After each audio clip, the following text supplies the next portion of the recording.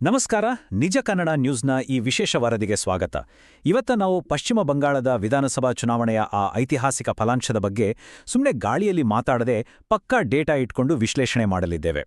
15 ವರ್ಷಗಳ ಆಡಳಿತವನ್ನು ಒಂದು ಅಲೆ ಹೇಗೆ ಕೊಚ್ಚಿಕೊಂಡು ಹೋಯಿತು ಅಂತ ನಾವು ಅರ್ಥ ಮಾಡಿಕೊಳ್ಳಲಿದ್ದೇವೆ. ಬನ್ನಿ ನೇರವಾಗಿ ವಿಷಯಕ್ಕೆ ಬರೋಣ. ಇವತ್ತಿನ ನಮ್ಮ ವಿಶ್ಲೇಷಣೆಯಲ್ಲಿ ನಾವು ಐತಿಹಾಸಿಕ ಚುನಾವಣಾ ಫಲಿತಾಂಶ, ಒಂದು ಭದ್ರ ಕೋಟೆಯ ಪತನ, ಅಸಲಿ ಅಂಕಿ ಅಂಶಗಳ ಆಟ, ಬದಲಾದ ರಾಜಕೀಯ ಭೂಪಟ ಮತ್ತು ಒಡೆದ ಮತಗಳ ಹಿಂದಿನ ಜನಸಂಖ್ಯಾಶಾಸ್ತ್ರವನ್ನ ಒಂದೊಂದಾಗಿ ನೋಡಲಿದ್ದೇವೆ. ಮೊದಲನೆಯದಾಗಿ ಈ ಐತಿಹಾಸಿಕ ಫಲಿತಾಂಶ ಮತ್ತು ಆ ಪ್ರಬಲ ಆಡಳಿತ ವಿರೋಧಿ ಅಲೆಯ ಬಗ್ಗೆ ಮಾತಾಡೋಣ. 206. ಹೌದು, ಇದು ಕೇವಲ ಒಂದು ನಂಬರ್ ಅಲ್ಲ.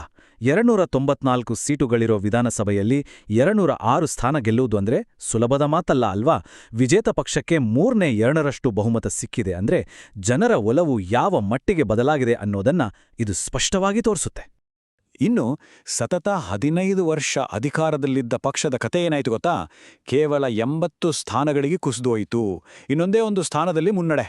ಇದು ಒಂದು ರೀತಿಯಲ್ಲಿ ರಾಜಕೀಯ ಭೂಕಂಪವೇ ಸರಿ.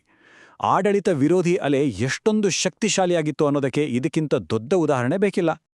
ಎರಡನೇ ವಿಚಾರ, ಭದ್ರಕೋಟೆಯ ಪತನ. ಅದರಲ್ಲೂ ಮುಖ್ಯವಾಗಿ ಭವಾನಿಪುರದಲ್ಲಿ ಆದ ಆ ದೊಡ್ಡ ಆಘಾತ. ಇಡೀ ದೇಶದ ಕಣ್ಣು ಈ ಭವಾನಿಪುರ ಕ್ಷೇತ್ರದ ಮೇಲಿತ್ತು. ಹಾಲಿ ಮುಖ್ಯಮಂತ್ರಿ ಮಮತಾ ಬ್ಯಾನರ್ಜಿ ಮತ್ತು ಬಿಜೆಪಿ ಅಭ್ಯರ್ಥಿ ಸುವೇಂದು ಅಧಿಕಾರಿ ನಡುವಿನ ನೇರ ಹಣಾಹಣಿ ಇದು. ಇದು ಕೇವಲ ಇಬ್ಬರು ನಾಯಕರ ಜಿದ್ದಾಜಿದ್ದಿ ಆಗಿರಲಿಲ್ಲ, ಬದಲಾಗಿ ಇದೊಂದು ದೊಡ್ಡ ಸೈದ್ಧಾಂತಿಕ ಹೋರಾಟದ ಸಂಕೇತವಾಗಿತ್ತು ಅಂತಲೇ ಇರಬಹುದು. ಅಂತಿಮವಾಗಿ ಏನಾಯ್ತು? 15,105. ಈ ಸಂಖ್ಯೆ ನೆನ್ಪಿಟ್ಟುಕೊಳ್ಳಿ.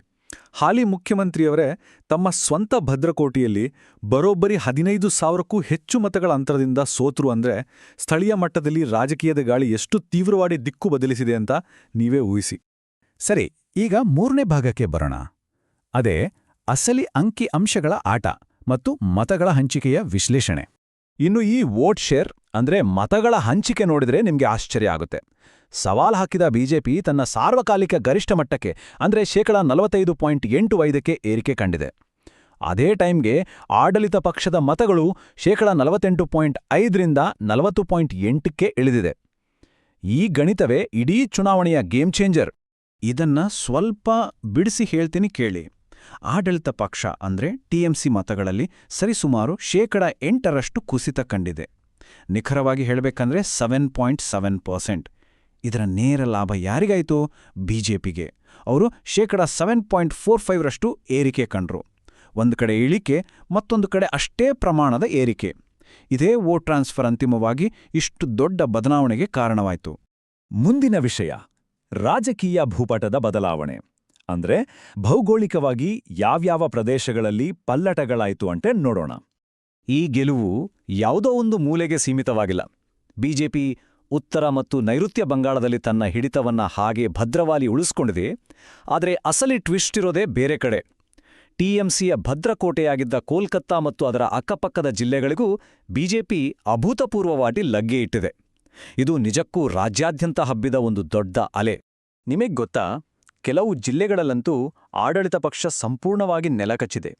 ಕೂಚ್ ಬಿಹಾರ್, ಅಲಿಪುರ್ದವಾರ್, ಜಲಪಾಯ್ಗುರಿ, ಡಾರ್ಜಿಲಿಂಗ್, ಕಲಿಂಪಾಂಗ್, ಪುರುಲಿಯಾ, ಪಶ್ಚಿಮ ಬರ್ಧಮಾನ್, ಝಾರ್ಗ್ರಾಮ್, ಬಂಕುರಾ ಮತ್ತು ಪೂರ್ವ ಮೇದಿನಿಪುರ್, ಈ 10 ಜಿಲ್ಲೆಗಳಲ್ಲಿ ಟಿಎಂಸಿ ಶೂನ್ಯ ಸಂಪಾದನೆ ಮಾಡೋ ಸ್ಥಿತಿಗೆ ಬಂದಿದೆ.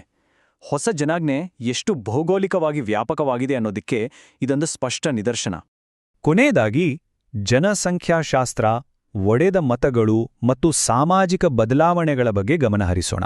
ದತ್ತಾಂಶಗಳ ಪ್ರಕಾರ ಈ ಚುನಾವಣೆ ಹಲವು ಐತಿಹಾಸಿಕ ಮಿಥ್ಯೆಗಳನ್ನೇ ಒಡೆದಾಕಿದೆ.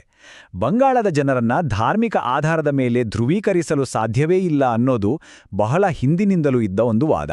ಆದರೆ ಈ ಬಾರಿಯ ಫಲಿತಾಂಶ ಆ ನಂಬಿಕೆಯನ್ನೇ ಪ್ರಶ್ನಿಸಿದೆ. ಹಿಂದೂ ಮತದಾರರು ಸ್ಪಷ್ಟವಾಗಿ ಧ್ರುವೀಕರಣಗೊಂಡಿರುವುದನ್ನ ಈ ಅಂಕಿಅಂಶಗಳು ನಮಗೆ ಎತ್ತಿ ತೋರಿಸ್ತಾ ಇವೆ. ಕಥೆ ಇಷ್ಟಕ್ಕೆ ಮುಗಿಯಲ್ಲ.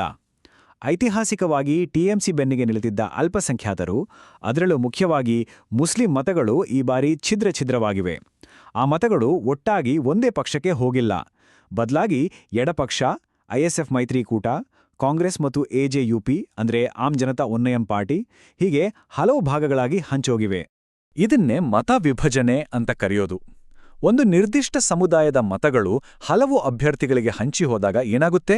ಸಹಜವಾಗಿಯೇ ಅವರು ಹಿಂದೆ ಬೆಂಬಲಿಸುತ್ತಿದ್ದ ಪ್ರಾಥಮಿಕ ಪಕ್ಷದ ಗೆಲುವಿನ ಅವಕಾಶ ಹಾಳಾಗುತ್ತೆ. ಇಲ್ಲೂ ಆಗಿದ್ದೇ ಅದೇ. ಹುಮಾಯೂನ್ ಕಬೀರ್ ಅವರ ಎಜೆಯುಪಿ, ಕಾಂಗ್ರೆಸ್ ಮತ್ತು ಎಡಾ ಐಎಸ್ಎಫ್ ಒಟ್ಟಾಗಿ ಸೇರಿ ಟಿಎಂಸಿಯ ಸಾಂಪ್ರದಾಯಿಕ ವೋಟ್ ಬ್ಯಾಂಕನ್ನೇ ಒಡೆದುಹಾಕಿದವು. ಇದರಿಂದ ಆಡಳಿತ ಪಕ್ಷಕ್ಕೆ ಬಹುದೊಡ್ಡ ಹೊಡೆತ ಬಿತ್ತು. ಇದೆಲ್ಲವನ್ನು ನೋಡಿದಾಗ ನಮ್ಮ ಮುಂದೆ ಒಂದು ಬಹುದೊಡ್ಡ ಪ್ರಶ್ನೆ ನಿಲ್ಲುತ್ತೆ.